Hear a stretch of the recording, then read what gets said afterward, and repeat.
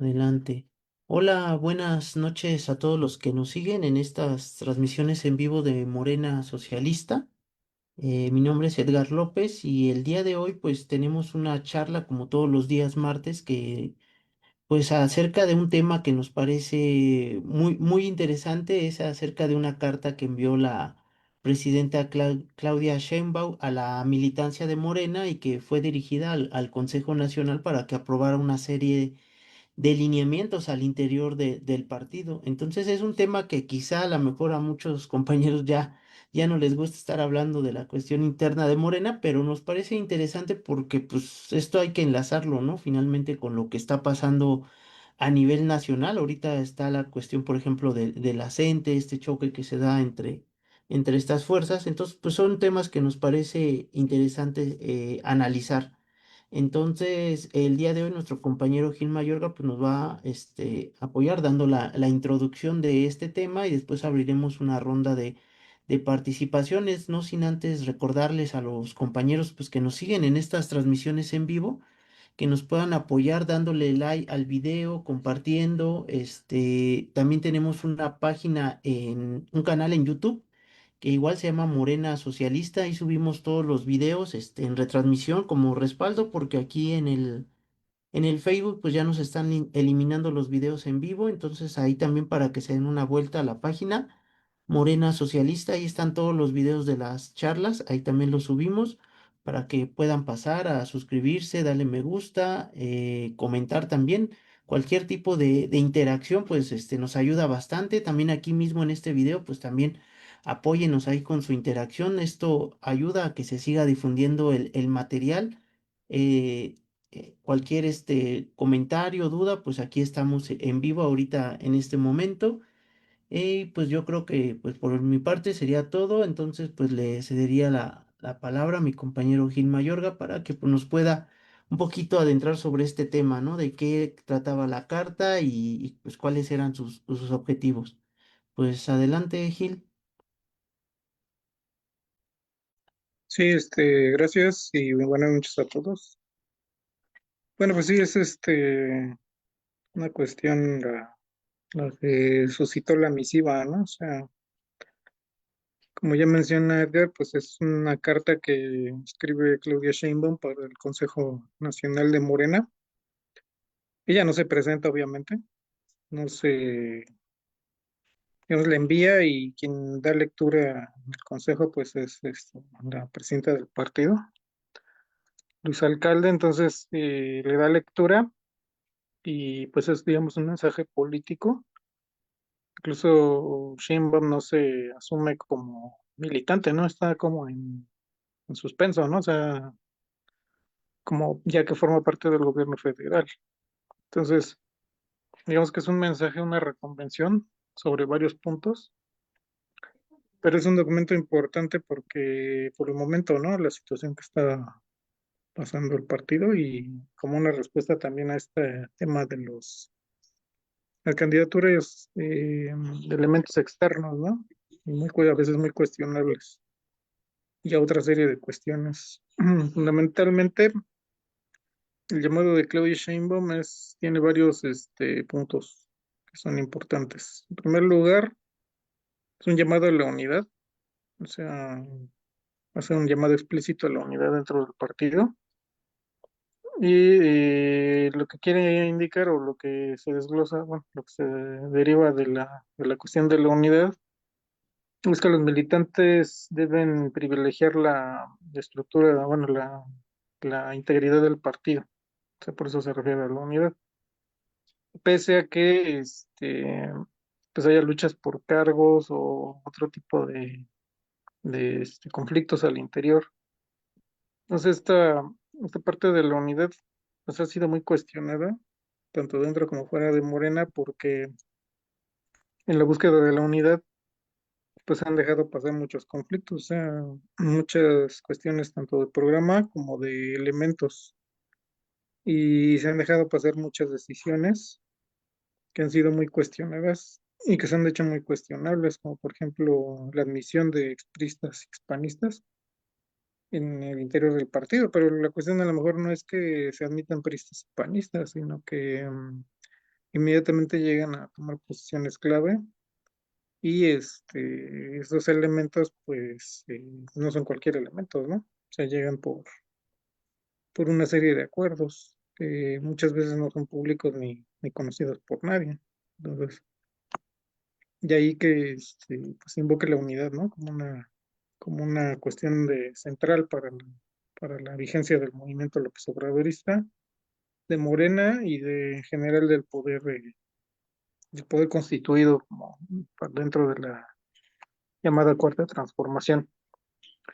La cuestión aquí es también en torno a este punto, que también no se puede decir de antemano que sea algo sorprendente, porque finalmente ha sido siempre una política del López Obradorismo. Y de la misma Sheinbaum hace referencia, ¿no? Al libro Gracias de López Obrador, donde precisamente se habla de que lo que cuentan los liderazgos políticos, pues es cómo funciona, ¿no? En el conjunto del movimiento y en el conjunto de la acción gubernamental, más que la calidad moral de sus elementos. En ese sentido, ha sido una política constante a lo largo del movimiento López Obradorista. Entonces, no nos podemos ni nos llamamos a sorprendidos por esta parte. La cuestión es que sigue siendo así, ¿no? Incluso después de haberse consolidado el movimiento, parece que aún hay cuentas por pagar, ¿no? Y una fue la de este famoso elemento, ¿no? De Rubalcaba, pues, que se llama, al llegar a la dirección del sistema de transporte colectivo Metro, dentro del gobierno de Clara Brugada. Y es algo que ha desatado muchos cuestionamientos.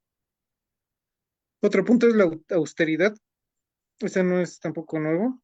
O sea, es el llamado a que los funcionarios, dirigentes, en general los miembros del movimiento, pues se conduzcan con mucha austeridad, es decir, tanto a nivel de funcionario público como a nivel personal, es decir, que no ostenten su cargo, y no ostenten sus salarios con gastos superfluos, con lujos o en general con una actitud de nuevo rico, ¿no? Eso es normal, ¿no? Y es plausible.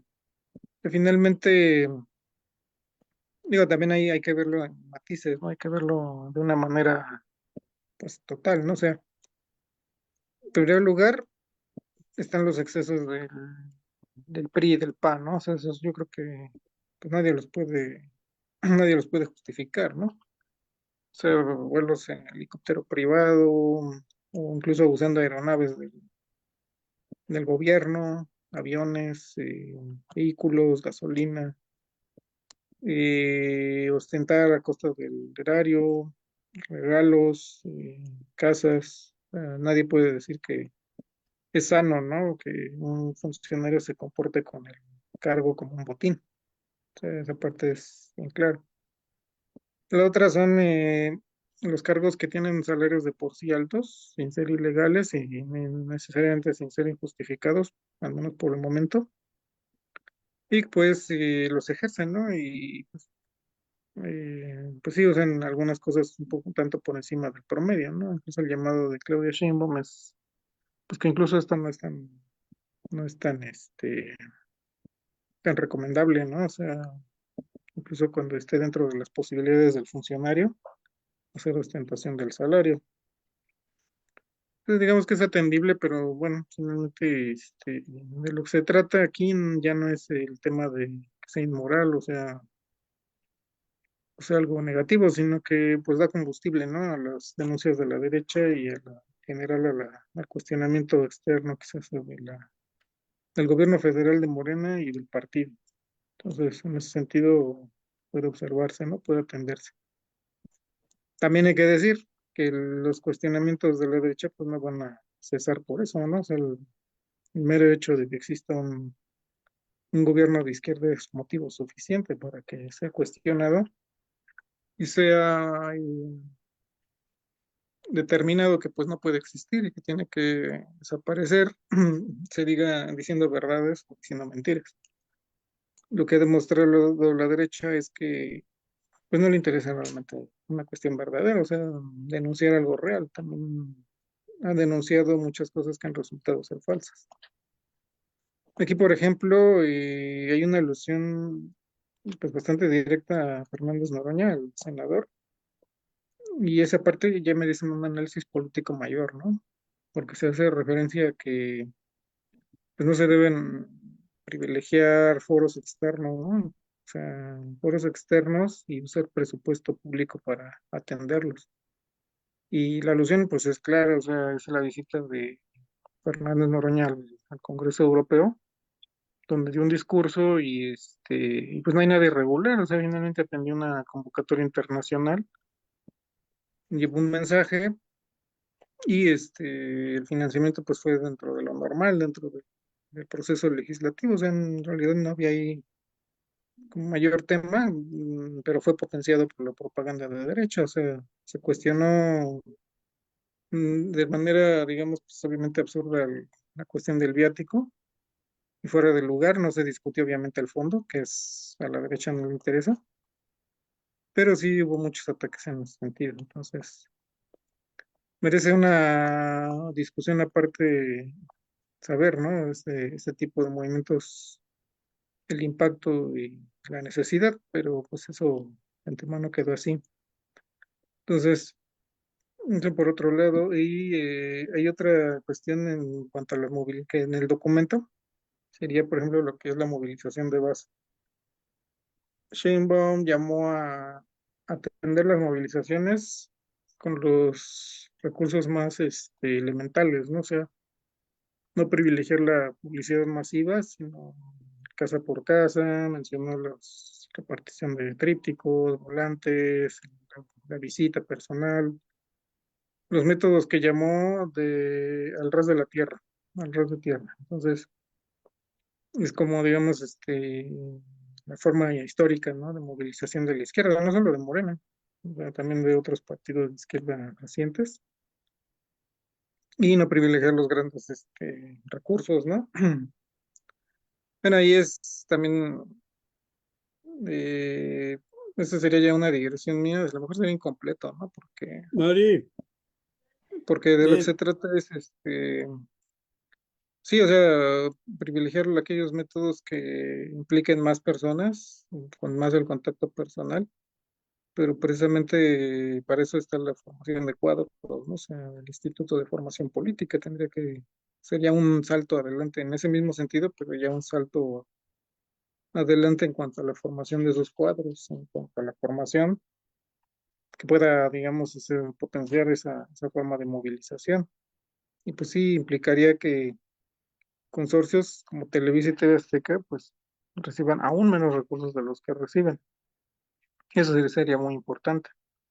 O sea, no puede ser que la movilización del partido de la izquierda y en general de los partidarios de la 4T pues, se mueva a pie, cuando la derecha pues cabalgan las ondas radioeléctricas, ¿no? Entonces, pues ahí habría que también complementarlo, ¿no? O sea, una movilización más completa y atendiendo el fondo, ¿no? O sea, atendiendo una mayor formación política en general de todo lo que conforma Morena.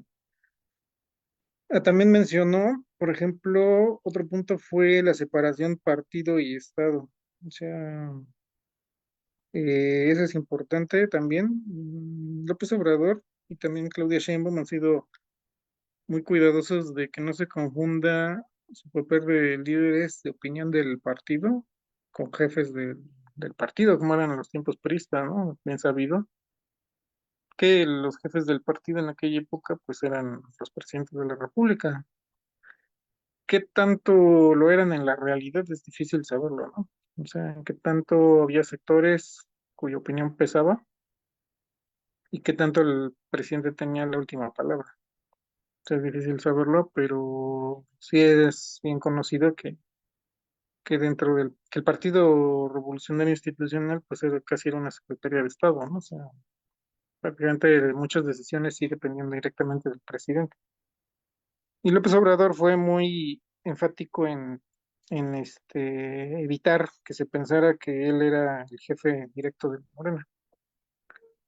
Pero bueno, también es obvio que las palabras y las opiniones de López Obrador pesaron y pesan mucho en Morena, ¿no? O sea, a lo mejor en este momento ya retirado, pues ya no está esa línea directa, ¿no? Pero presidente López Obrador nunca se privó de opinar de ciertos asuntos y eso resolvió muchos temas dentro de Morena.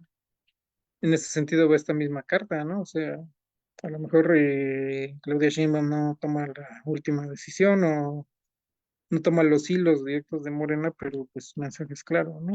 El mensaje está ahí para que se tome en cuenta y se lee, ¿no? En un consejo político de Morena, o sea, no es algo menor. De hecho, no es que sea algo malo, al contrario, ¿no? Es importante que su palabra esté ahí y que esté pesando dentro de Morena, sin que eso signifique una medida orgánica, ¿no? Interna o ejecutiva. Entonces, eso por otro lado. Otra es este eterno concepto de Morena como partido movimiento que siguen manejando. A lo mejor ahí sí habría que revisarlo más a detalle, ¿no? Porque pues Morena sí ha sido un movimiento y es un partido constituido y legal, pero como que de partido no, a veces no muestra mucho, ¿no? O sea, no hay una estructura formal, fija, estable y menos democrática. Y como movimiento deja mucho que desear porque pues más bien el movimiento pues, son los militantes, ¿no? Y eso cuando se movilizan orgánicamente, pero pues muchas veces no lo hacen. O sea, no, por lo menos no por parte de las dirigencias, ¿no?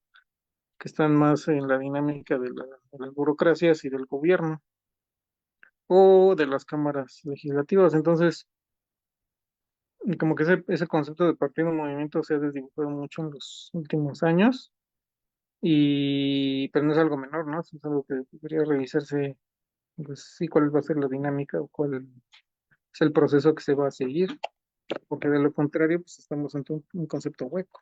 O sea, necesitamos analizar toda la dinámica política del último cuarto de siglo en México. Que tampoco es algo a lo que se le pueda dar una solución sencilla y decir esto es. Pero de eso depende que pues, la izquierda tenga una consolidación. O sea, no se puede quedar tampoco la cuestión en algo, pues así como que al vapor, ¿no? O algo que un concepto o una formulación que alguien se invente. Entonces, este punto de partido movimiento de Morena, pues obviamente se da y como tal, pues es útil, ¿no? Pero pues es útil a lo mejor tanto en un sentido positivo como en un sentido negativo. En un sentido positivo, pues significa que sería Morena un partido que está enraizado en el movimiento y emerge del movimiento. Es un significado positivo, pero en el sentido negativo, pues cuando se busca un partido, se dicen que es un movimiento y por tanto, pues no procede el reclamo. Y cuando pues, se procede de otra manera, dicen, no, pues es que es un movimiento. Entonces, o es movimiento para unas cosas y partido para otras, pero el caso es que pues, los cuestionamientos nunca van a avanzar, ¿no? Porque siempre es como uno u otro. Es una flexibilidad que permite no, más bien no conceptualizar nada, ¿no? Y no formalizar nada. Entonces hay que entenderlo también en los dos sentidos. Otro punto es que Claudia Sheinbaum, esta es directa, es explícita en el sentido de que son las encuestas las que definen los cargos de elección. O sea, que será a través de encuestas que se van a definir. O sea, que esa es la forma más democrática que se ha encontrado para realizarlo.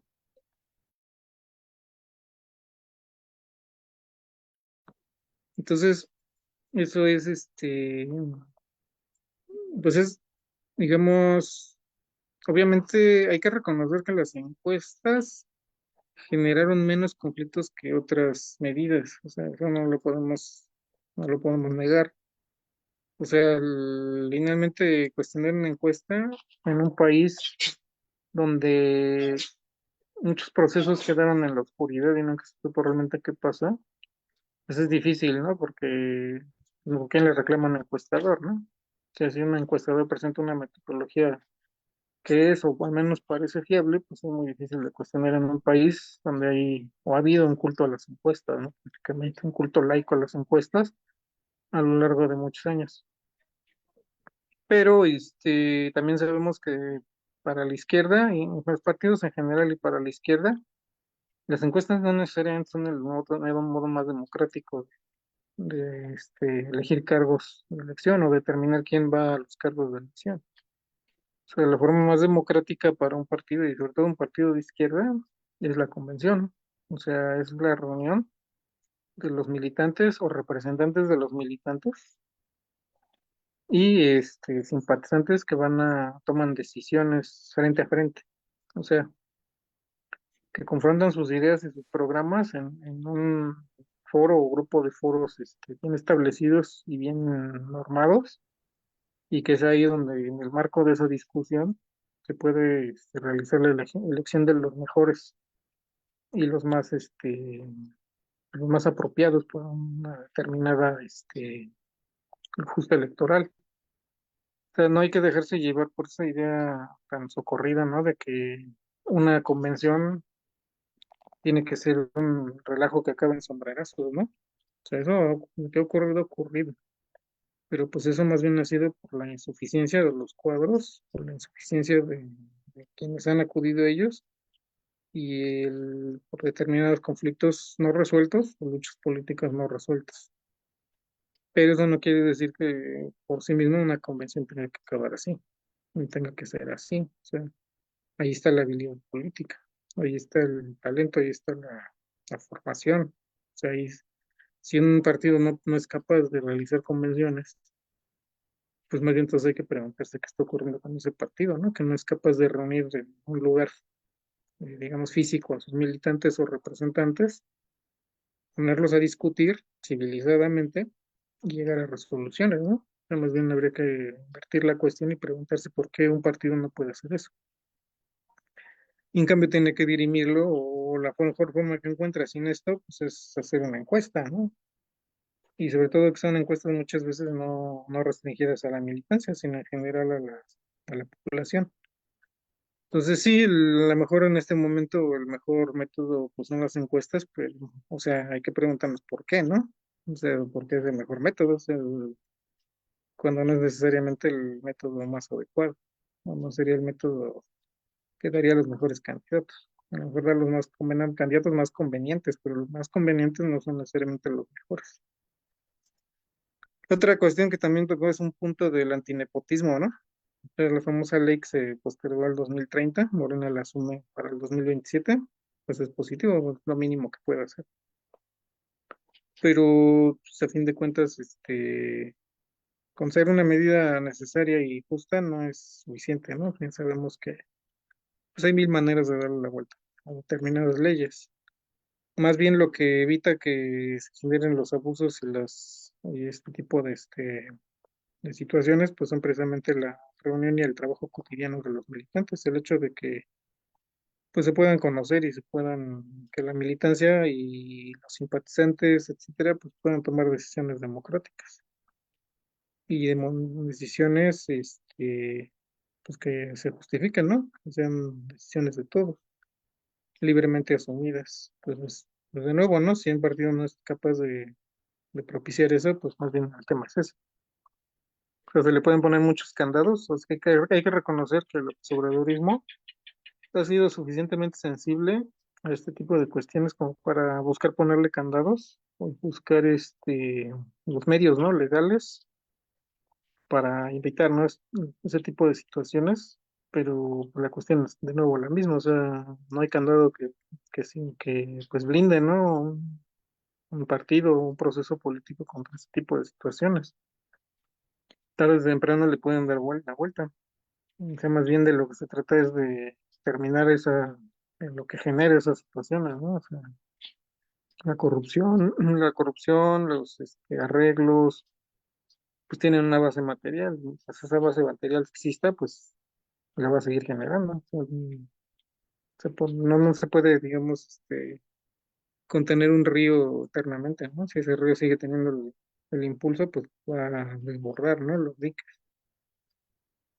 Entonces, eso, digamos, son algunos de los puntos que yo, rescato. O sea, todo este esfuerzo pues va mucho en la línea de López Obrador, o sea, los esfuerzos que López Obrador realizó a lo largo de su sexenio y antes, con todas sus contradicciones, con todas sus situaciones, para pues, evitar la descomposición final del partido, ¿no? Pero bueno, a lo mejor suena dramático esto de la descomposición, no lo es tanto. Al final todo partido lucha contra la descomposición. O sea, los partidos políticos son organismos vivos, ¿no? Finalmente llegan como una confluencia de fuerzas materiales, se coaligan, se organizan y luchan por el poder. Entonces, en ese proceso ascendente, digamos, que tienen, pues siempre hay la tendencia opuesta, que es la descomposición. Entonces, en la medida en que el partido se autoorganiza y empieza esa dinámica de conquistar el poder, también enfrenta contradicciones, ¿no? O sea, y esas contradicciones, pues lo pueden ir llevando en sentido contrario, eso le pasó a muchos. En PRD, pues finalmente fue presa de esas fuerzas y se descompuso, se desorganizó y pues acabó donde está, ¿no? A lo mejor es el mejor espejo en el que debe verse Morena, ¿no? Su partido ya, pues, ya en proceso pues, de olvido, ¿no? Ya ni siquiera de descomposición, ya de olvido. Sin embargo, y con todo, pues tiene una historia, ¿no? Y es una historia que pues muchos compartimos por algún tiempo. Entonces así debe verse y en este sentido debe verse también el mensaje de Claudia Sheinbaum. O sea, el PRD y otros partidos de izquierda no contaron con este tipo de impulsos, ¿no? De las bases y de ciertos dirigentes suficientemente sensibles como para darle causa a esas bases. Eso no significa que ya por eso un partido tiene todo arreglado, ¿no? O sea, un partido tiene que darse una cierta organicidad, tiene que darse una disciplina a su interior y tiene que abrirse el cauce democrático, sobre todo en la izquierda, ¿no? O sea, en la izquierda reclama más la democracia porque su base material son los habitantes, trabajadores. La derecha, pues a lo mejor se conforma con tener buenos arreglos monetarios, ¿no? Y una disciplina férrea. Entonces, no es que la tengan necesariamente más fácil, pero digamos es más sencilla, ¿no? O sea, sistemáticamente niegan el esfuerzo democrático de las masas o lo encausan, ¿no? Pero la izquierda, pues sí tiene que esa fuerza y esa debilidad al mismo tiempo que es la democracia, ¿no? Fuerza porque permite alcanzar grandes números, incluso en poco tiempo, pero puede ser debilidad, ¿no? Si esos números no se traducen en una organización. Y ese es el dilema de Morena. A lo mejor lo que sí es un tanto preocupante más bien es que pues, las nuevas dirigentes siguen, digamos, el cauce ya establecido y no pretenden, ¿no? Llevar la discusión y la organización más allá, como si reclaman los tiempos actuales. Pero bueno, digamos, esto es un proceso abierto y lo estamos viendo en en su mismo desarrollo, ¿no? Eso pues siempre es positivo y estimulante y al mismo tiempo también hace las cosas muy complicadas.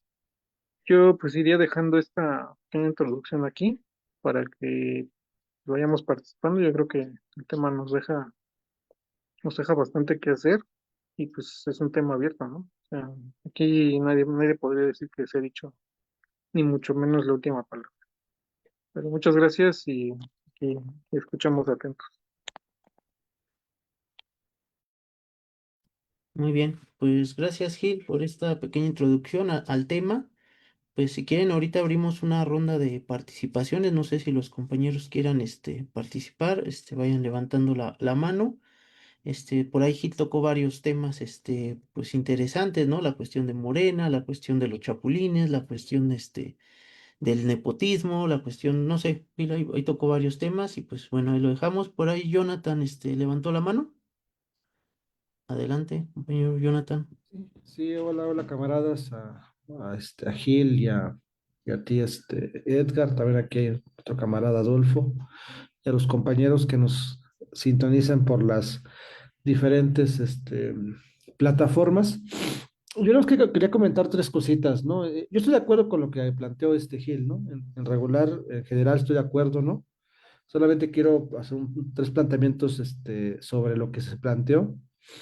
El primer planteamiento que yo quisiera colocar en el centro, ¿no? Es la idea de dónde emerge esta carta, ¿no? porque recordemos que hay dos hechos previos que hacen que esta carta aparezca, ¿no? La primera es que cuando se aprueba la reforma político-electoral, la primera parte, se aprueba el tema del nepotismo. Y si ustedes se acuerdan, en la Cámara de Diputados se decidió, ¿no? Que se pasara la fecha del 2027 al 2030, ¿no? Y entonces hubo un revuelo en los medios de comunicación y se hace una pregunta expresa en la mañanera y pues Claudia menciona que, bueno, pues lo que se decida, ¿no? Pero que ella iba a pedir al propio Congreso y al partido, principalmente al partido, que revisara ese tema, ¿no? Y que se aplicara la ley para 2027, ¿no? Ese es el primer fenómeno. Y el segundo tiene que ver con una pregunta que también le hacen, que ahí es donde sale el tema de la carta, ya explícitamente, sobre la supuesta, vamos a llamarlo así, la supuesta, eh, la, la, la, la, la supuesta precampaña que estaría haciendo Andrea Chávez. Entonces le hace una pregunta a Andrea Chávez y entonces Claudia Sheinbaum en esa mañanera dice que, bueno, los principios, etcétera, etcétera, y después, ¿no? Después hace mención sobre que va a mandar esa carta, ¿no? Entonces tiene que ver dos elementos, no son los únicos, ¿no? Porque después ya comenta bien Gil, que hay yo diría que hay varias para Gerardo, ¿no? Pero sí, la más, la más clara es la que se comentó, ¿no? Del viaje y el de hacer turismo político. Entonces, sí es muy interesante mencionar, ¿no? Que esta carta viene precedida de comportamientos muy, pero muy, muy marcados por los propios obradoristas, ¿no?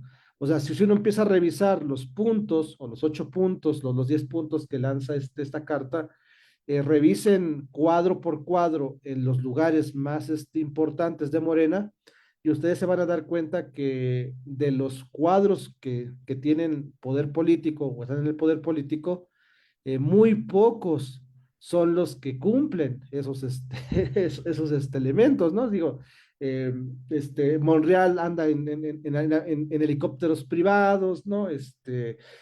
Monreal, bueno, Salgado Macedonio, andan viendo que a ver cómo le van a hacer para poder instalarse en las gobernaturas.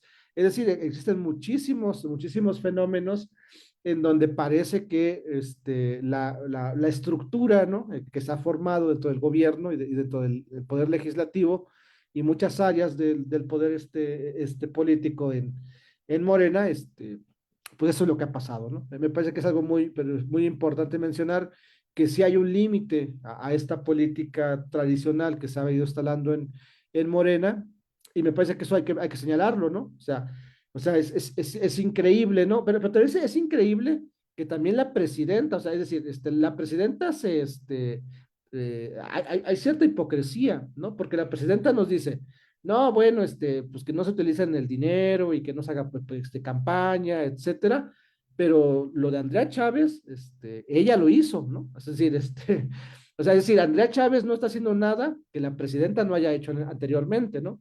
Entre otras cosas, ¿no? Porque ella se promovió a todo lo que da, ¿no? O sea, que no se nos olvida que es esto de los espectaculares, ¿no? O las campañas que hacía 2 años antes de que empezara el proceso interno. Ella trabajaba de lunes a viernes, sábado y domingo, se iba a los estados a hacer pre-campaña, ¿no? Es decir, me parece que es muy importante mencionar que esta carta solamente está exhibiendo un comportamiento en un proyecto que se ha vencido a lo electoral, ¿no? Y entonces ahí entra ya el segundo punto, ¿no? El segundo punto que me parece muy importante es la cuestión del pragmatismo, ¿no? Que además ese tema, Claudia Sheinbaum no lo deja hasta atrás. Ese tema, Claudia Sheinbaum en el punto número 1 dice, sí a la unidad, ¿no? Pero recuerda las frases de Andrés Manuel López Obrador, hay que tener principios y eficacia. Y entonces hay una parte que es hermosísima en la carta donde queda muy claro lo que está pensando ella. Dice, los políticos no se dividen entre buenos y malos, se distinguen sobre todo por su forma de actuar ante determinadas circunstancias. Y después menciona, ¿no? Hay que combinar principios con eficacia, con más razón ahora que existe una derecha neofascista y voraz que requiere la unidad en todos los que nos situamos en el bando de las fuerzas progresistas. Es decir, ella no está cancelando la política pragmática. Y es por eso, ¿no? Es porque nosotros debemos de entender que este partido se ha inserto principalmente en la política electoral. Y como se ha inserto en la política electoral y lo que le interesa es ganar elecciones, entonces tiene que hacer pactos con la derecha. Ya lo comentaba muy bien Gil, ¿no? La cuestión de las encuestas. Miren, habría que revisar lo que va a pasar con las encuestas, porque pensamos en este momento que las encuestas por las encuestas han sido el fenómeno que han neutralizado de alguna manera los conflictos internos, pero recordemos que hubo dos conflictos internos muy fuertes en la cuarta transformación, en Coahuila, con lo del el famoso tigre, el tigre Mejía en contra de Guadiana, donde hubo un rompimiento muy fuerte entre un grupo de obradoristas, y en segundo lugar lo de Marcelo Ebrard. Aunque los dos se lograron controlar, pero no fue la encuesta, fue Andrés Manuel López Obrador. Entonces, este mecanismo de la encuesta que está como que muy bonito en este momento y está en un estado casi, casi como endiosado, lo vamos a tener que observar en 2027. En 2027 va a ser un tema muy interesante porque vamos a ver si de veras la encuesta por sí misma puede resolver los conflictos internos o si quien los resolvió fue Andrés Manuel López Obrador. Porque, miren, para empezar el nepotismo.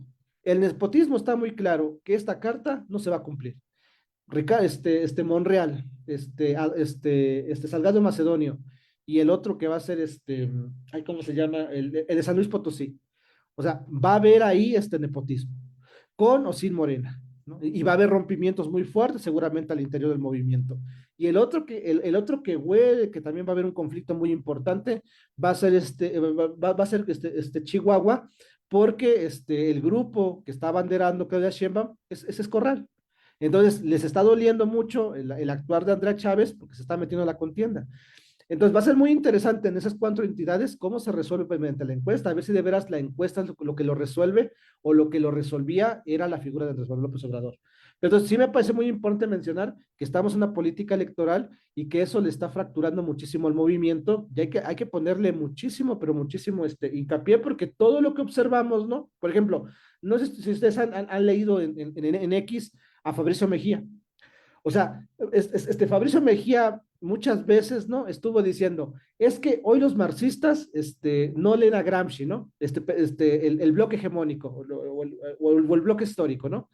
Y entonces intentan justificar el bloque histórico de Gramsci para el pragmatismo voraz que hay hoy en día en Morena. Entonces sí me parece muy importante mencionar que hay una política electoral que se está imponiendo permanentemente y que esa es la que ha estado fracturando muchísimo este proceso. Y para finalizar, hay un punto que a mí me parece, pero miren, bien interesante. El octavo, ay, ¿dónde? No es el octavo, es el sexto. Dice, mantengan fuerte y sólido el Instituto de Formación Política, que consolide el humanismo mexicano como nuestro pensamiento y que continúe con la revolución de las conciencias. Y aquí viene lo interesante. Sugiero que se den lecturas básicas, documentales y otros instrumentos a todos los militantes de nuestro movimiento.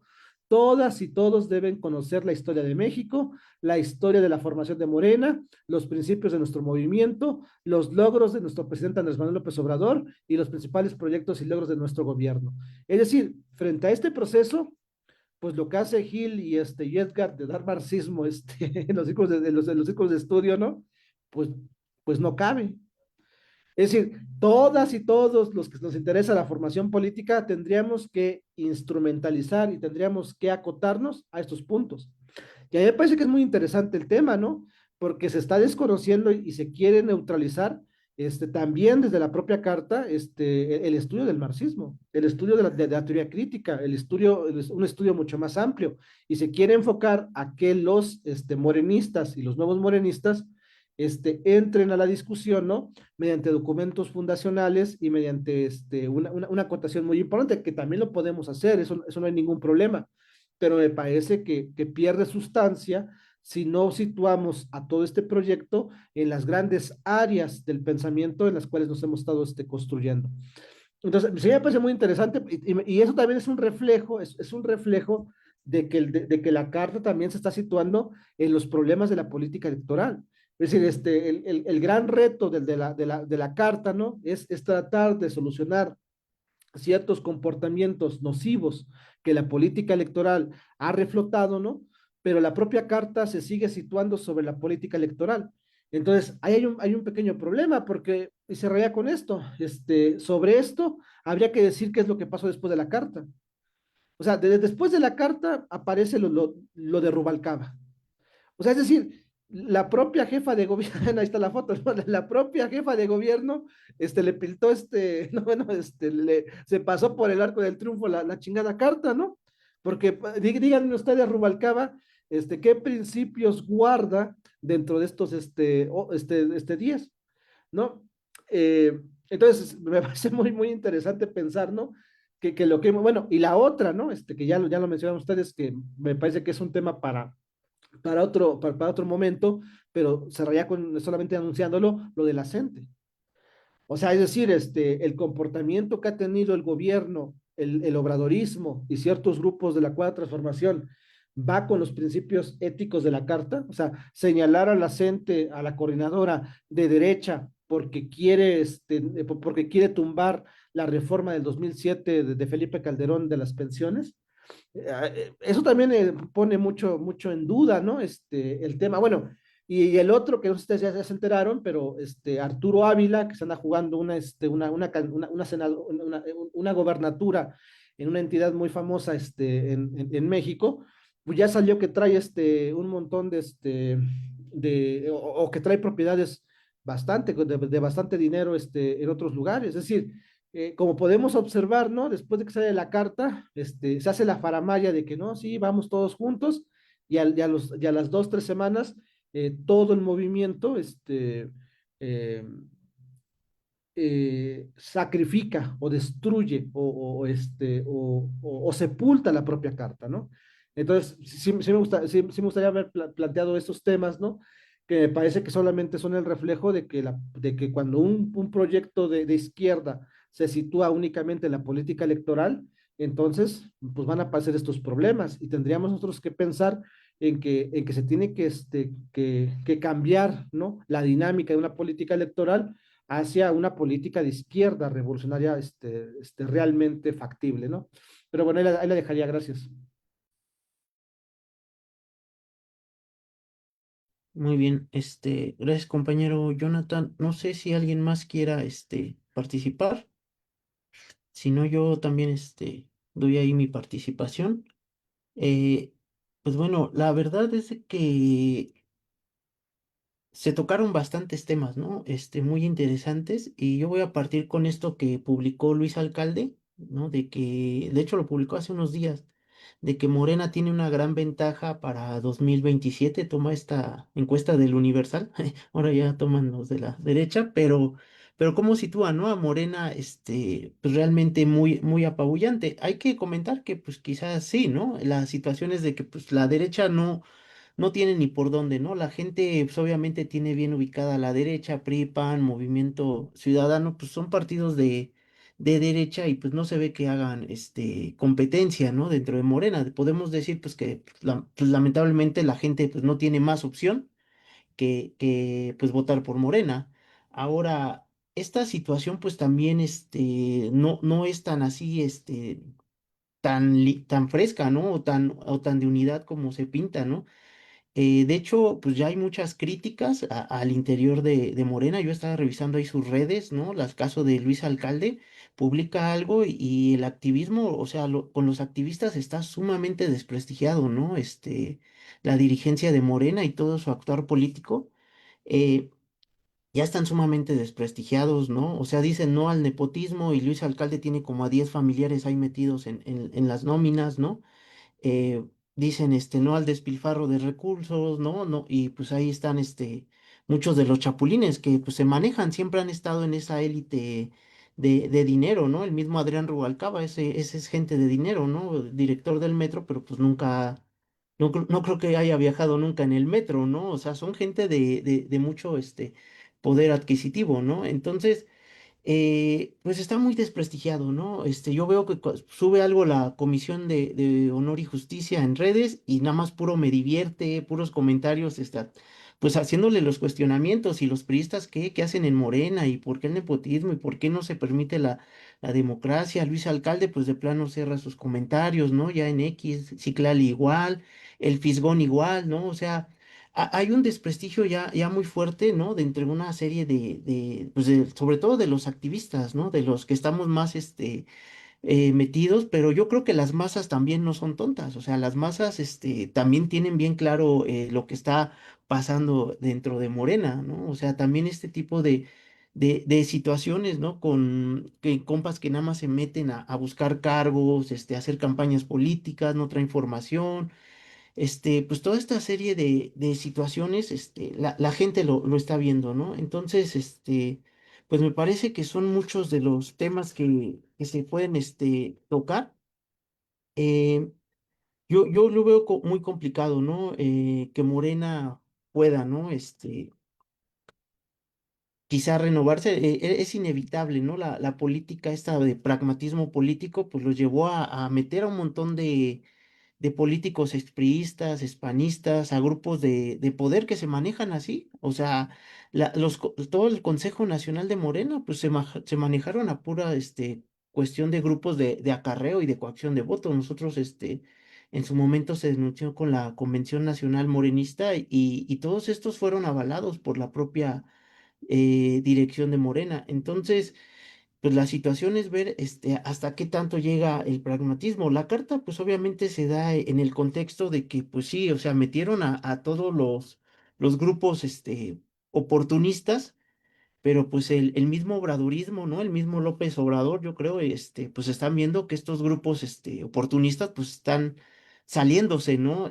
Del control, ¿no? Con el despilfarro de recursos, la competencia por cargos públicos, ¿no? Toda una serie de situaciones que a lo mejor, pues López Obrador se mantenía con, pues sí, la política pragmática, ¿no? De hacer acuerdos con políticos, ¿no? De la vieja élite, Bartlett, del Velasco y todo esto, pero pues mantenía, ¿no? Un actuar, como modesto, ¿no? No tan, tan evidenciado. Y aquí estos, políticos, chapulines, pues ya se metieron, ¿no? A una situación pues alarma, ¿no? Quizá, la situación del propio obradorismo. Pero yo aquí lo que veo es que finalmente son situaciones que el mismo obradorismo, pues está promoviendo, ¿no? O sea, ya se comentó que esta carta se da en este entorno, ¿no? De que según poner cierto orden, y días después viene la designación de Adrián Rubalcaba, ¿no? El priista aquí en el metro, eh, y respaldado por la propia Claudia Sheinbaum, ¿no? De que hay que darle una segunda oportunidad. Luego viene esta incorporación de Enrique Benítez ahí en Durango, ¿no? Y recibido por el propio Andrés Manuel López Beltrán. O sea, es decir, ellos van a continuar con su política de pragmática, ¿no? Electoral. Para, según ellos, esta política es la que los ha llevado al poder y es la manera en cómo han, buscado justificar, esta situación de que Morena sea, eh, pues un partido que tiene ahorita la mayoría, pues lo justifica, ¿no? A través de los acuerdos, pragmáticos. Desde nuestro punto de vista, pues lo entendemos desde el punto de vista de la lucha de clases, o sea, el movimiento empujando a que López Obrador llegara al poder. O sea, nosotros creemos que no era necesario todo este tipo de acuerdos pragmáticos. Nosotros considerábamos que era necesario apostar a la organización democrática de las bases. Pero la realidad es que pues ya se demostró que no les interesa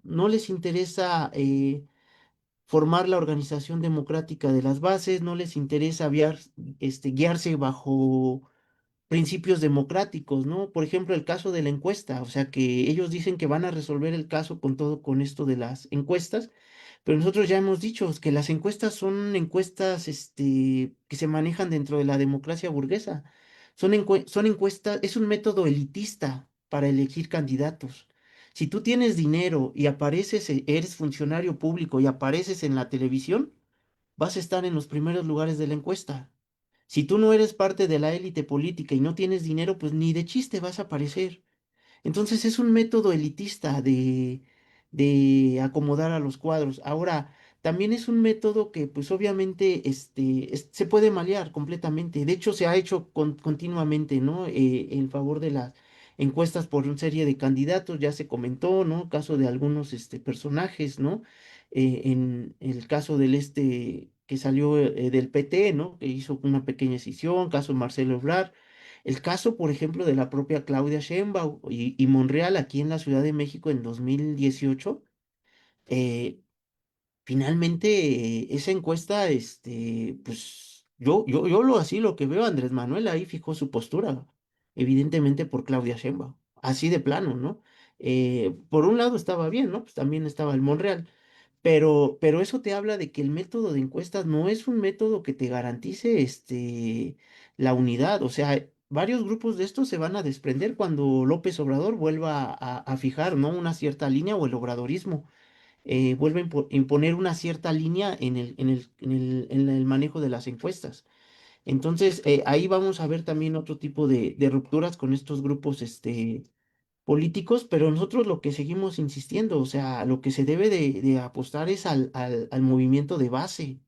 O sea, ahí es donde tenemos que apostar. Y la situación es que con el movimiento obradorista no le quieren apostar. O sea, el mismo López Obrador, ¿no? Ya lo habíamos comentado. O sea, esta política de pragmatismo político, pues viene del propio López Obrador.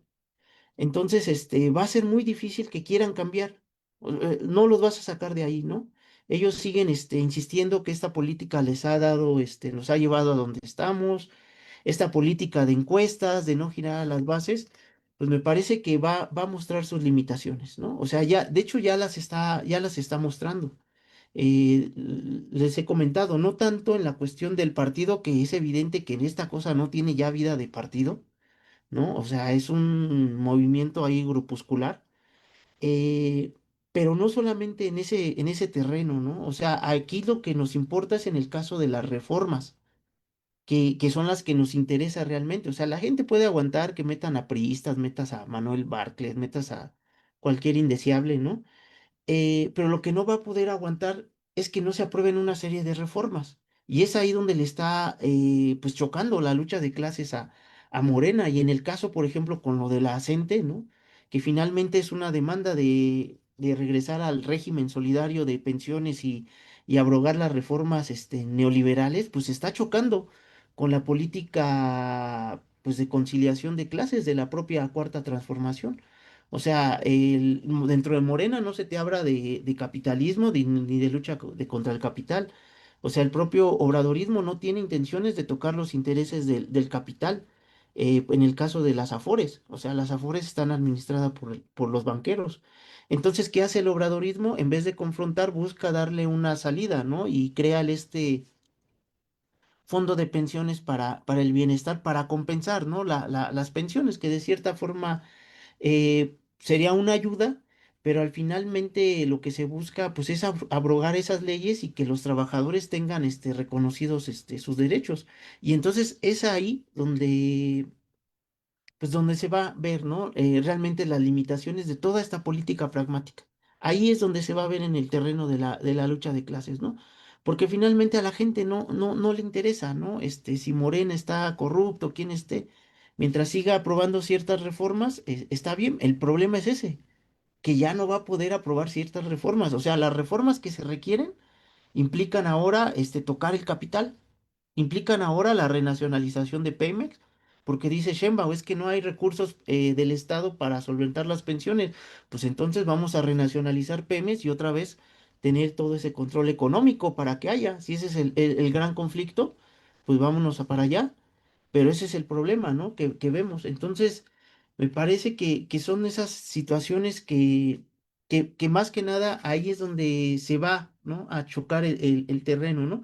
Yo en lo particular, pues ya hasta me da flojera, ¿no? Estar criticando a estas personas, ¿no? Es evidente que ya hay una línea política, ¿no? El partido ya no tiene vida interna, ¿no? Ya no hay debates, no hay discusiones, todo se maneja a nivel cupular, ¿no? La gente pues ya nada más está ahí dentro del partido, nada más los que tienen trabajo se quedan calladitos porque si no los corren y ya no tienen trabajo, ¿no? O sea, ya es una cuestión bastante descompuesta, ¿no? La verdad, el partido, ¿no?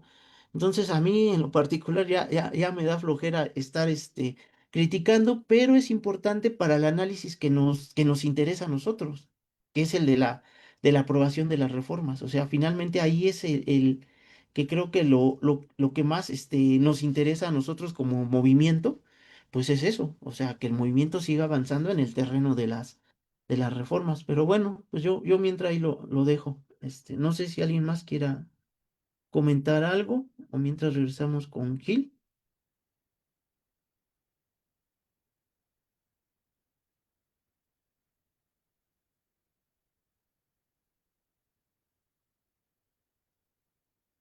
Sí,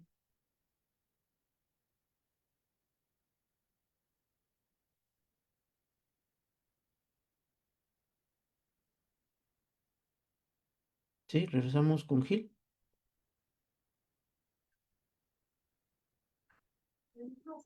Sí, si quieren, mientras van comentando algo más. Pues básicamente hay una serie de cuestiones, así como menciona Edgar, pues sería ocioso, ¿no? Estar como pues, recriminando a Morena, ¿no? Que si eso o deja de hacer, porque finalmente así son los procesos, ¿no? Más bien hay que verlo en términos de un proceso objetivo y pues no se trata de o sea, reclamarles lo que son, ¿no? O sea, finalmente, en buena medida, pues es lo que son el resultado de un proceso, ¿no? No es así como que pues un día se les ocurrió hacer las cosas de una determinada manera, ¿no? Más bien los dirigentes, los militantes, pues han tomado decisiones con respecto a las situaciones concretas y lo han hecho con base en su propia historia política. O sea, siempre va a ser así para un movimiento, un partido, una organización determinada. O sea, finalmente de lo que se trata es hacer el análisis precisamente para documentar estos temas y para, digamos, establecer las líneas de acción del movimiento de masas en el futuro, o digamos, haciendo un poco de historia, ¿no? También respecto al movimiento de masas en nuestra sociedad, porque finalmente, digo, es muy común el análisis coyuntural que se hace en redes, ¿no? En los medios de comunicación, incluso que yo creo, supongo que hasta a nivel académico, que es finalmente dictaminar sobre Morena y el movimiento López Obradorista y la 4T como desde dentro, ¿no? O desde el momento y la situación dada. O sea, porque por ejemplo se da mucho en el análisis corriente, ¿no? O sea, se intenta como ver todo como producto de tal o cual inteligencia, ¿no? Llámese el observador, llámese Claudia Sheinbaum, y que esa inteligencia modela todo el proceso, ¿no? Como si eso fuera posible, o sea, pues es evidente que no, o sea, no hay como que una persona pueda determinar todas las fases del movimiento, ¿no? Y determinar todos sus pasos y eso. O sea, definitivamente lo que ocurre es que un determinado dirigente, mientras más alto es un nivel, pues sus decisiones van pesando más, pero eso no significa que determinen todo el proceso, que tengan todo el control del proceso en realidad. Más bien, las situaciones o los motores de la situación, pues no es otra que la base material, ¿no? O sea, la base económica del país, o sea, la base económica capitalista y su determinado modo de la lucha de clases. Y ya con ese sustrato, pues la gente que vive el proceso histórico, pues toma decisiones o deja de tomarlas por determinadas situaciones. Y eso a su vez influye sobre el proceso. Entonces, esa es parte que como marxistas nos interesa. También hay que ver que incluso desde el análisis marxista, pues es posible equivocarse. O sea, de ahí, por ejemplo, el oportunismo por un lado y el ultraizquierdismo por el otro. El ultraizquierdismo, por ejemplo, se imagina que hay que analizar todo como si fueran simplemente réplicas de los ejemplos que daban Marx o Lenin, ¿no? O sea, y que esos ejemplos se deben tratar diferente, ¿no? O sea, por ejemplo, Marx hacía el análisis, ¿no? En sus obras históricas del, por ejemplo, el periodo de Luis Bonaparte, ¿no? O sea, Luis Bonaparte, su golpe de Estado y estas partes, digamos, esas sí se podían trabajar científicamente, pero para muchos marxistas, sobre todo más hacia la extrema izquierda, parece que el López Obradorismo no debiera tratarse con bases históricas, ¿no? No vale la pena hacer un análisis histórico con él, ¿no? Se pareciera.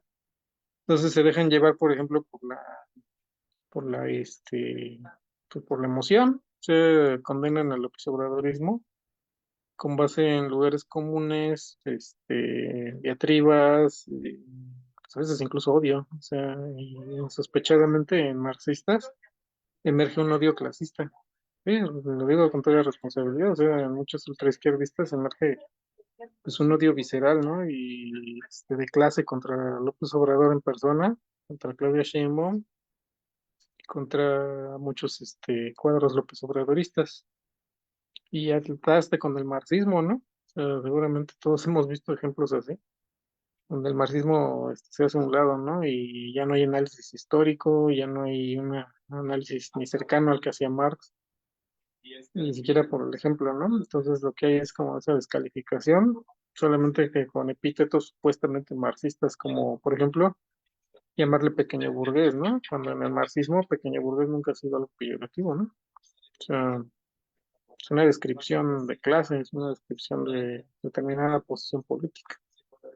O sea, difícilmente, ¿no? Va a ser una coordenada histórica, pues va a ser un epíteto, ¿no? Para descalificar nada.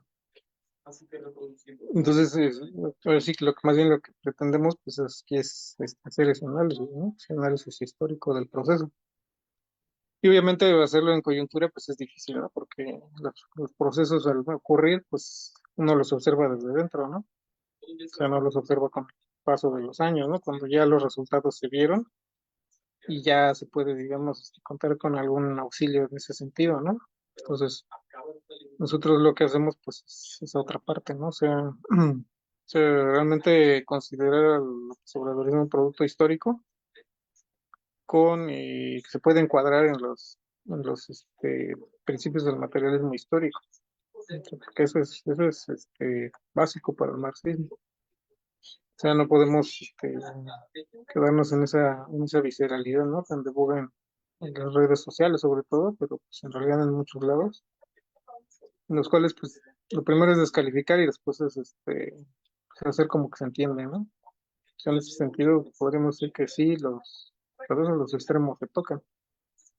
Y no lo hacen necesariamente para bien, ¿no? O sea, más bien lo hacen para enturbiar un poco la visión del proceso. Entonces, yo además dejaría ahí, pues, precisamente, pues, llamando, ¿no? Si eres marxista, pues, usas el materialismo histórico, ¿no? O sea, es lo básico. Pero bueno, gracias y pues esperando otra ronda de comentarios. Muy bien, gracias, Gil. Pues si quieren, vamos cerrando por ahí, Jonathan. Si quería comentar algo. Sí, la cuestión de no quedarnos en la crítica, ¿no? Pensando que en esta idea de solamente señalar los errores. Yo nada más ahí tendría una cosa que mencionar, ¿no? Yo creo que la mejor manera de poder implosionar o la mejor manera de poder poner en el contexto eh, eh, cómo, cómo salir no solamente del análisis coyuntural, ir más lejos, pues es aplicar el marxismo-leninismo, ¿no? O sea, no hay otra, ¿no? O sea, eh, y desde ahí, pues habría que plantear, yo creo que en este escenario, yo entendería que Marx y Engels son los padres fundadores de todo este proyecto, pero yo diría que tendríamos que ir a otros autores que son mucho más jóvenes que Marx y Engels, y que es Rosa Luxemburgo y Lenin, ¿no? Bueno, de ahí el marxismo-leninismo, por supuesto. En el caso de Rosa Luxemburgo, a mí me parece muy importante mencionar y ser muy claros, ¿no? de que ella pone mucho el acento sobre nuestro actuar en el movimiento de masas, ¿no? Es decir, la reforma y la revolución, para Rosa Luxemburgo, no son dos momentos diferentes, o no son dos momentos que se contrapongan, ¿no? Sino que la reforma y la revolución se contraponen o se muestran antitéticos porque existe un método oportunista. Y lo que habría que identificar es que el método oportunista hay que combatirlo, ¿no? Más allá de creer o no creer en ciertas cosas, sí tenemos que ser muy, muy claros como marxistas, leninistas, que la lucha de clases es una parte fundamental del sistema capitalista y la crisis capitalista, y que la única manera de poder solucionar ese problema es mediante la toma del poder por parte de los proletarios y desde ahí poder construir la dictadura del proletariado.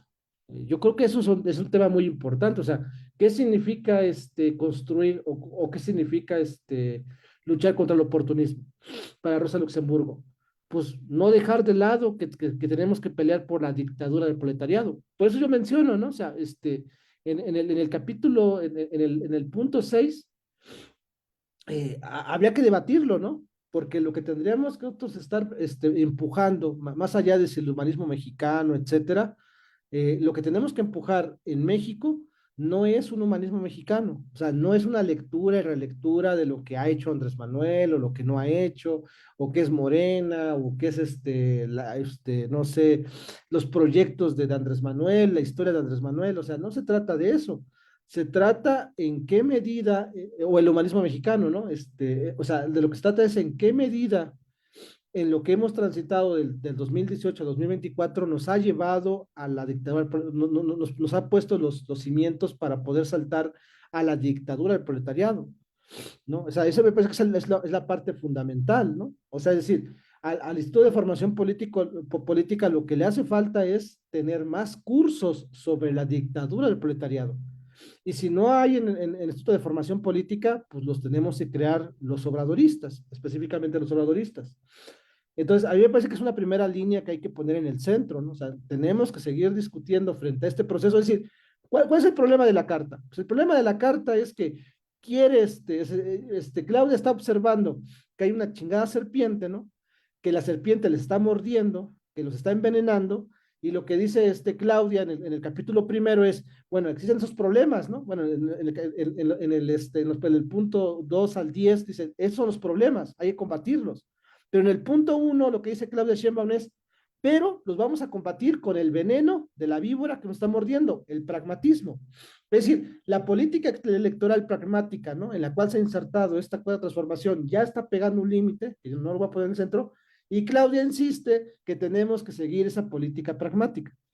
Y lo que tendríamos que poner en el centro es que esa carta tomaría mucho valor si ponemos en el centro del capítulo primero, ¿no? O sea, ese del valor de la unidad, en vez de estar diciendo el pragmatismo, es que el valor de la unidad se tendría que estar sustentando en la dictadura del proletariado. Entonces, si nosotros construimos la dictadura del proletariado, los problemas que se están suscitando en la política electoral quedarían totalmente rebasados, ¿no? Que por supuesto habría que discutir ampliamente la vinculación entre la política electoral y la electoral del proletariado, o sea, eso está clarísimo, o sea, no es en automático, pero esta cuarta transformación no está discutiendo la dictadura del proletariado. Entonces, es un primer punto que me parece muy interesante, que resalta y resuena en este libro maravilloso de Reforma o Revolución, ¿no? O sea, Rosa Luxemburgo no está en contra de las reformas, no está en contra de la lucha por el poder político, no está en contra de la lucha por los espacios en el poder ejecutivo o en el legislativo. Lo que está en contra es que todo eso se está asumiendo desde una política oportunista. Y lo que estamos es una política revolucionaria que ponga en el centro el fin último, que es la toma del poder político por los proletarios y la construcción de la dictadura del proletariado. Y en segundo lugar, pues el gran Lenin, ¿no? Hay un texto de Lenin que me parece también muy interesante, ¿no? Que se llama, bueno, no es un libro como tal de Lenin, pero es un resumen que hace la editorial Progreso, en una selección de artículos que se llama Control Obrero de la industria y de la agricultura. O sea, es decir, además de la dictadura del proletariado que tenemos que poner en el centro, el control obrero de la industria y de la agricultura, pero no solamente de eso, ¿no? Sino que Lenin lo que dice es que el gran reto de la revolución proletaria o de la revolución o de la dictadura del proletariado es controlar la industria, la agricultura, el comercio, los bancos y otros sectores económicos claves. Es decir, las reformas en términos generales que se han aprobado en este momento por parte de la Cuarta Transformación son interesantes, pero no tendría sentido si esas reformas no se anclan al control obrero. Entonces, nosotros tenemos que estar pensando abiertamente que todo lo que está pasando en la cuarta transformación tiene que ir combinado con el control obrero y empezar a empujar sobre el control de los sectores económicos estratégicos y que esos tengan que estar en manos de los trabajadores específicamente. Entonces, me parece que es otro elemento muy importante, ¿no? O sea, esta cuarta transformación, ¿por qué no está operando al 100%? Pues porque no quiere tocar el control de la burguesía por parte de los medios de producción. Y como no quiere tocar a la burguesía, pues entonces aplica una política electoral pragmática. Y entonces se combina. Lo que pasa con la CENTE, por supuesto, es el límite que se le está poniendo a este proyecto. O sea, este proyecto ya hizo tantos amarres políticos con la derecha que ya aquí se vio el primer problema. Ahora, es cierto que en este momento los trabajadores y las trabajadoras obradoristas hay como que como un impasse donde dicen, no, pues es que la gente, también hay muchos obradoristas que dicen, es que la gente son de derecha también, ¿no? Como dijo Clara Sheinbaum. El problema va a ser que conforme vaya avanzando esta política electoral se le van a poner más candados a este proyecto. Y entonces esas reformas que se nos prometieron se pueden ir cayendo porque la política electoral no va a ayudar, la política electoral pragmática no va a ayudar en absoluto para poder profundizar esta cuarta transformación. Entonces, ¿qué es lo que necesitamos en este momento? Pues sí, o sea, necesitamos poner, o sea, se necesita poner en el planteamiento el control obrero, ¿no? De los medios de producción. O sea, es cardinal ponerlo en el centro. ¿No? Y es cardinal en términos de no romper, o sea, tampoco estoy planteando que tengamos que romper con la cuarta transformación, pero sí necesitamos una amalgama, o sea, lo que sí necesitamos en este momento de tanta bipolaridad, ¿no? Que por un lado está la política pragmática y por otro lado está el movimiento de masas que no se siente representado y que hay una desvinculación, lo que tenemos que poner en el centro es una amalgama, o sea, un conector. O sea, ese conector hace falta en este momento. Y entonces nosotros como marxistas-leninistas tenemos que hacer todo el trabajo, o tenemos que involucrarnos para hacer todo el trabajo para poder unir al movimiento de masas y a la reforma, mediante una metodología marxista, leninista, ¿no? Donde ponga en el escenario, ¿no? La conexión entre la dictadura del proletariado y el control de los medios de producción y entonces ponerlo en medio, ¿no? Y tratar de ver cómo es que se pueden vincular permanentemente. Ya, y cierro con esto. O sea, eso sería lo ideal, por supuesto. O sea, yo plantearía eso como ideal, como ideal. Si eso se rompe por, por la política pragmática, pues bueno, es claro que la solución va a ser en otro sentido.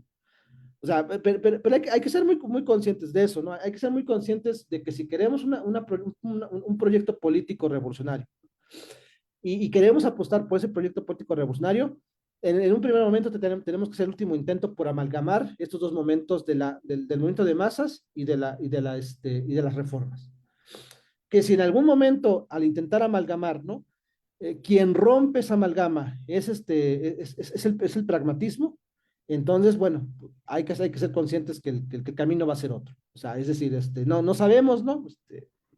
No quiero yo llamar a nada, ¿no? Pero va a tener que ser otro, ¿no? Y ya veremos, ¿no? En qué se convierte, porque ahí hay muchísimas formas en las cuales se podría poder hacer este proceso, entre ellas las huelgas, etcétera. Pero sí creo que es necesario en este momento que aparezca una vanguardia revolucionaria, que aparezca un perfil revolucionario, ¿no? Dentro del propio Morena, ¿no? Que tenga que dar esa última batalla. Y que sí, si bien es cierto que en este momento los dados están cargados hacia otro lugar, pues recordemos que en Morena, la casta dorada que tiene controlado esa política es el 1%.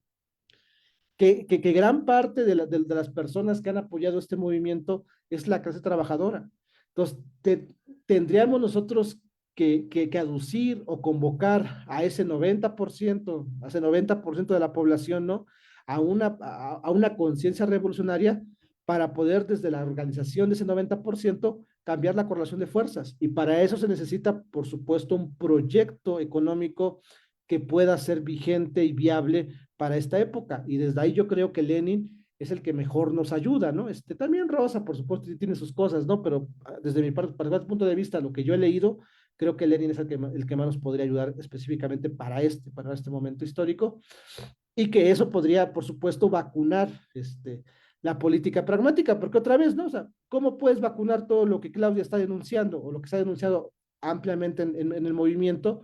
Pues es con marxismo-leninismo y las dos medicinas, ¿no? Para ponérsela a esa inyección que necesitamos, ¿no? Pues por un lado es Rosa Luxemburgo y por el otro lado es Lenin, ¿no? Combinados, ¿no? Para poder, para poder aplicar esa vacuna desde mi muy particular punto de vista. Le dejaría gracias.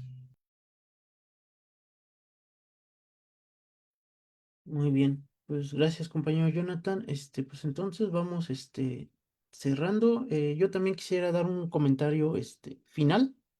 También me parece, interesante. Ya comentamos aquí los compañeros, ¿no? El por qué está degenerando Morena, pues no hay que buscarlo, no hay que buscarle más, formas. O sea, Morena está degenerando por el oportunismo político. Esa es la razón principal. Ahora, la cuestión cuando nosotros nos referimos al oportunismo, para nosotros tiene un contenido, tiene una caracterización, no solamente es un adjetivo. O sea, tradicionalmente nosotros utilizamos adjetivos como oportunista, sectario, ¿no? Pequeño burgués, se utiliza en el movimiento como adjetivos, pero no tienen un cierto contenido, una cierta explicación. Entonces, el oportunismo, pues no nomás es el tipo que va y busca cargos, ¿no? Esos son oportunistas vulgares.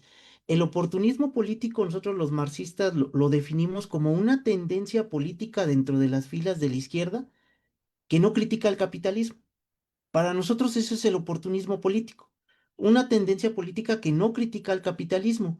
Y cuando tú no criticas al capitalismo, ¿qué pasa? Pues te terminas adaptando al capitalismo. El capitalismo te termina absorbiendo. Ese es el grave problema de no criticar al capitalismo. Este es precisamente el grave problema del oportunismo político. Y ya lo comentó Jonathan, o sea, dentro de Morena, lejos de que se quiera revertir esta tendencia política, pues hasta la van a fortalecer, ¿no? O sea, siguen el acuerdo con Esprista y el Instituto de Formación Política, pues nada más se concentra en dar clases de historia de México, de Morena y de Benito Juárez, ¿no? Creo que es lo único que no pasan de ahí. Entonces va a ser muy complicado que se pueda dar un salto más adelante. Yo creo que el llamado a los militantes honestos, ¿no? Que quieren entender por qué está degenerando Morena, estudien el capitalismo. Estudien las leyes del capitalismo, estudien cómo funciona el sistema económico. Ahí va a estar la cuestión y ahí van a encontrar muchas respuestas, pero también si no lo quieren estudiar, pues cómo, ¿no? O sea, ahí también se meten dentro de la misma línea oportunista que critican, porque pues, yo no creo que Adrián Rubalcaba ni todos esos oportunistas se metan, ¿no? A la crítica del capitalismo. Entonces, el llamado pues es a la militancia honesta que quiere encontrar una respuesta, pues hay que meternos al estudio, compañeros, al estudio del capitalismo y de sus leyes. No hay otra forma. O sea, ¿quieres entender qué está pasando? Partamos de entender nuestro contexto, o sea, en qué sistema económico nos encontramos. Desde ahí van a encontrar las respuestas. Ahora, como comentábamos, pues el Fisgón y pues todos estos compañeros, de hecho por ahí vi el video de Taibo también, ¿no? O sea, pues todos están alineados, ¿no? Todos están con la idea de, bueno, es que hay que cerrar filas, lo importante es la unidad, no importa que haya mucho chapulín feo, ¿no? Hay que aguantarnos, ¿no? Por aquí estaba hablando con unos compañeros, ¿no? De Morena, ¿no? De los que están alineados, ¿no? Y todavía tratan de caer en esta justificación que hace el Fisgón. Y decían, ¿no? Que el Fisgón les decía, ¿no? Que el fin justifica los medios, ¿no? O sea, esta frase maquiavélica, ¿no? La utiliza ahora el Fisgón, ¿no? de que el fin justifica los medios para tratar de justificar la llegada de turistas. Ellos dicen, no, pues es que nuestro fin es mayor, ¿no? Es un fin común, más amplio, y por eso pues hay que aguantarnos, ¿no? Si no hay democracia, pues hay que aguantarnos, ¿no? Si hay dedazo, pues nos aguantamos. Si hay nepotismo, si hay priista, nos aguantamos, todo por el bien común. Pero pues dentro del marxismo, entendemos esta frase de Maquiavelo, ¿no? De hecho, por ahí Trotsky es el que la responde y dice, está bien, el fin justifica los medios, pero pues ¿qué justifica el fin? O sea, ¿qué entiendes con fin mayor? ¿No? O sea, pues debe de haber una explicación. ¿El fin mayor es aprobar la reforma judicial? Pues desde el punto de vista de la lucha de clases, un fin mayor es la abrogación de las reformas neoliberales, ¿no? Ese podría ser un fin mayor. Un fin mayor sería el control democrático de la economía por parte de la mayoría de la población. Ese es un fin mayor, ¿no? O sea, recuperar las empresas privatizadas durante los regímenes neoliberales, ese es un fin mayor. O sea, si hablamos el fin, pues el fin en términos generales se vuelve subjetivo, ¿no? Pero aquí lo que nosotros le damos, pues es un contenido de clase. Y finalmente lo que nosotros aspiramos, pues es a la cuestión pues del socialismo. O sea, no hay otra vuelta para solucionar los males del capitalismo, no hay otra vía más que la vía del socialismo. Y entonces ahí sí podríamos entender el fin, pero entendiéndolo no como esta frase maquiavélica, ¿no? De que tú haces lo que sea, ¿no? Con tal de llegar a tu objetivo, no va en ese sentido, ¿no? Sino entender las relaciones de la lucha de clases. Entonces, me parece que por ahí podríamos entender, ¿no? Nosotros finalmente buscamos pasar de esta anarquía capitalista, ¿no? De esta propiedad privada de los medios de producción a una propiedad colectiva de los medios de producción. Y para eso involucra, pues, la organización democrática de la población en su conjunto. No hay manera de que tú luches contra el capitalismo si no tienes organizada, democráticamente a la población. No hay forma, ¿no? El capitalismo es un monstruo gigantesco, no hay manera. Los dirigentes de Morena pues ya demostraron que pues como ellos no les interesa luchar contra el capitalismo, pues no les interesa armar un ejército, ¿no? Del organizado de la población. Ellos pues mantienen sus acuerdos populares y por ahí van sacando reformas y tan, total, ¿no? Ella es su visión, digamos, la visión de los oportunistas del reformismo, ¿no? Pero a nosotros que sí nos interesa, pues que se aprueben estas reformas, ¿no? A nosotros que sí nos interesa luchar como el capitalismo y a la clase trabajadora que para ellos sí es una cuestión de vida o muerte, ¿no? El hecho de que se apruebe una reforma, por ejemplo, de pensiones. Si hay una gran diferencia entre que te jubiles a los 50 años o en que te jubiles a los 65 o 70. Ahí es una cuestión de vida o muerte para la clase trabajadora. Entonces, para nosotros sí hay una diferencia, muy fuerte. Entonces, ¿qué ocurre cuando ya Morena ya demostró sus limitaciones? Pues lo ideal es que surgiera una alternativa realmente socialista, anticapitalista, que analizara el capitalismo, ¿no? Eso sería lo ideal, ¿no? Y si viniera Lenin enfrente, pues mejor, ¿no?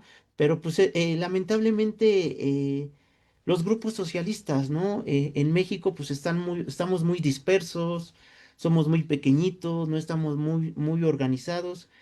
Y también una cuestión que comentaba Gil, ¿no? También hay mucho sectarismo, ¿no? Por parte de los grupos, socialistas, y también hay una posición ultraizquierdista a no participar en los procesos electorales. O sea, ellos manejan muchos, compañeros, ¿no? Que están dentro de estas posiciones, ¿no? AMLO burgués, Morena es un partido burgués, todo es, democracia burguesa, y pues nosotros no participamos ahí, ¿no? Y se salen completamente de todo este movimiento de la lucha de clases, ¿no? Creo que las últimas ya no les dicen, Morena burgués, sino Morena neoliberal, ¿no? Creo que inclusive. Pero se manejan bajo estos tipo pues, epítetos, ¿no? Bastante rígidos, ¿no? De como esto es burgués y yo soy, revolucionario, pues ya no participo ahí, ¿no? Entonces, el problema es de que no participan en el proceso electoral, pues ese es que le dejan la puerta abierta a personas que sí lo van a hacer, ¿no? O sea, los oportunistas sí van a luchar por cargos públicos. Ellos sí lo van a hacer. O sea, la naturaleza no conoce el vacío. Si tú no ocupas el lugar, alguien más lo va a ocupar. Eso es inevitable. Y eso es algo que, por ejemplo, le pasó a la gente. La gente también dijo, yo no voy a participar en procesos electorales de Morena, ¿no? Yo no voy a estar ahí dentro de Morena avalando partidos políticos. ¿Y qué pasó? ¿Quién sí participó? Pues el sindicato, ¿no? De los maestros. O sea, este sindicato charro conformado por Elba Ester Gordillo, ese sí está metido dentro de Morena. Ese es el problema de no participar en los procesos electorales. O sea, lamentablemente no queda de otra más que participar en los procesos electorales y disputarles el poder a los políticos, a la élite política. O sea, ya en última instancia, de que ese puesto político lo tenga un priista, a que lo tenga un socialista, pues mil veces que lo tenga un socialista. Es inevitable, compañeros. Entonces, muchos compañeros dicen, no, es que si nos metemos al proceso electoral me voy a corromper, me voy a burocratizar. Bueno, pues si tan poca confianza tienen en sus ideas, pues entonces sí está bien, pues no se metan, ¿no? O sea, si tan poca confianza tienen en ustedes mismos, pues tienen razón, pues no se metan. Pero me parece que nosotros sí tenemos confianzas en las ideas del marxismo. O sea, nosotros si mantenemos una política ideológica firme, ¿no? En el marxismo, no en las personas, sino en las ideas del marxismo, podemos de cierta forma evitar, ¿no? Cierta, cierta corrupción, ¿no? Dentro de los dirigentes. O sea, es inevitable, ¿no? Que haya corrupción, o sea, el mismo sistema te absorbe, pero con una línea de clase se puede evitar y el marxismo ya la hizo. O sea, ya los mismos comuneros, ¿no? De París y de Marx que sacan la crítica del programa de Gotha lo menciona. El mismo Lenin lo retoma en el Estado de la Revolución. Medidas muy simples, son tres, o sea, representante obrero con sueldo obrero. O sea, esa es una medida para que tengas un control de tus dirigentes. ¿Cómo vas a tener a un representante popular que gane más que el salario mínimo? Cuando una persona rebasa el límite de los salarios mínimos, no le interesa cómo está el precio del jitomate, ni del pan, ni de las tortillas, porque ya se maneja en otra cúpula. Si tú tienes a tus diputados ganando el salario mínimo, pues a fuerzas que los obligas a que se empalmen de cómo está, ¿no? Claro que les va a interesar a cómo estén las sumas o el salario mínimo, de que los obligas, de que los obligas a que se atiendan en el ISSSTE o en el seguro, a que vayan a instituciones privadas. O sea, ahí está el control obrero en ese tipo de medidas. Otra medida, elegibilidad y revocabilidad. Los dirigentes tienen que ser elegibles y revocables en todo momento. Eso es una máxima que se plantea dentro del marxismo y del socialismo. Tienen que ser elegibles y revocables. Por ejemplo, este tipo, Adrián Rubalcaba, ¿alguien lo eligió? No, lo eligieron en las cúpulas, pero las bases no lo eligieron. Entonces debe de haber una elegibilidad y al mismo tiempo debe haber una revocabilidad. Las bases pueden quitar y poner a la hora que ellos quieran. Esto es importante para que se haga valer esta máxima de que el pueblo pone y el pueblo quita, porque si no se queda en demagogia. Entonces son máximas que se tienen que plantear. O sea, ya cuando un dirigente es elegido, tiene que estar con su carta de renuncia de antemano si quiere acceder y si no, pues que no acceda. Si no firma esa carta de renuncia, son medidas que plantea el socialismo. Y la última, rotatividad de todos los cargos públicos. Cuando decía, ¿qué? Lenin decía, cuando todos seamos burócratas, nadie va a ser burócrata. O sea, es importante que los cargos burócratas no estén concentrados en una élite política, que todos se puedan acceder. Y eso es algo que no se da dentro de la estructura del movimiento oportunista. O sea, para entrar, por ejemplo, a la estructura de servidores de la nación, te tienes que alinear, de alinear y alinear al jefe. Y si tú dices algo, te corren. Entonces, hay una serie, cierto, cadena de mando tipo, empresa burguesa. Y me parece que eso en un movimiento político, pues no puede ser. Pero les digo, no se va a dar el cambio a menos que se dé una perspectiva desde la lucha de clases. O sea, analizando el capitalismo. O sea, ahí regreso al punto donde inicié. La crítica al capitalismo. No hay otra manera, no hay otra forma. Por más que le busquen, no quieran evadir esa cuestión, tienen que estudiar el capitalismo y su funcionamiento del capital. O sea, eso es imprescindible para entender todo este tipo de funcionamiento de la lucha de clases y cuestiones políticas. Entonces, pues bueno, yo lo dejo ahí porque creo que ya nos alargamos bastante, pero bueno, está interesante la charla. Pues no sé si quieren ya concluimos con Gil o no sé si hay algo más que quieran comentar, ya para ir cerrando.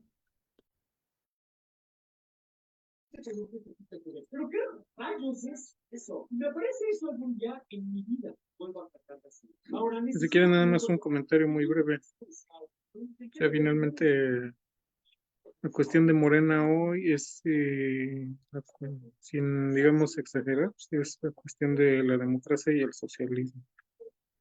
O sea, el problema de la democracia en general, la democracia y la lucha de clases, la democracia capitalista y el paso del capitalismo al socialismo. O sea, finalmente si algo tiene de peculiar la situación en México es que todo esto está, pues, digamos, históricamente en la mesa, aunque por razones obvias, pues ha sido retirado, ¿no? Por los actores, o sea, los oportunistas en Morena, pues obviamente temen como la peste, ¿no? La cuestión del socialismo o la cuestión de la lucha de clases. Y los extremistas de izquierda o los como camaradas marxistas que se han desplazado hacia la izquierda, pues obviamente pues no quieren que sus análisis muy materialistas, muy históricos, pues se vean perturbados por toda esta tralla, ¿no? De eventos, sucesos, cosas, personas. Un poco se han perdido, ¿no? En esa parte y creen que los análisis de Marx y Engels pues, han sido así como asépticos, ¿no? Estéticos, pues, en una especie de in vitro, ¿no? Cuando en sus momentos Marx, Engels, obviamente también Lenin y Rosa Luxemburg, pues ellos se enfrentaban a situaciones así, ¿no? No iguales, obviamente, no estoy diciendo iguales, en situaciones así, ¿no? O sea, presentes, vivas, frente a ellos, ¿no? Y pues los enfrentaban con los herramientas del materialismo histórico, entonces el llamado, pues ese, o sea, lo que necesitamos es el materialismo histórico de veras, ¿no? O sea, realmente llegando a la realidad, llegando a lo que nos rodea. O sea, no, no como una pieza literaria, ¿no? Sino una realidad viva. Y pues obviamente tiene frente a sí el materialismo histórico vivo, pues tiene que lidiar tanto con el oportunismo como con el ultraizquierdismo y el dogmatismo. Entonces, pues son situaciones reales, ¿no? Que hemos leído en los libros, pero pues en realidad emergen de la vida real, y la vida real Creo es que ahí esta. ya no te escucho, Gil. ¿Sí? ¿Ahí me oyen? ¿Ahí me escuchan? Sí, yo sí te escucho. Ok.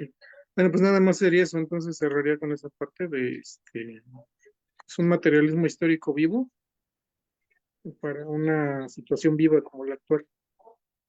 Pero bueno, entonces, pues gracias y buenas noches a todos. Ok, Buenas noches. pues gracias, Gil. Entonces, pues nos despedimos, de todos. Recuerden darle, pues, like al video, darle me gusta, comentar, compartir el video, también cualquier tipo de interacción es importante.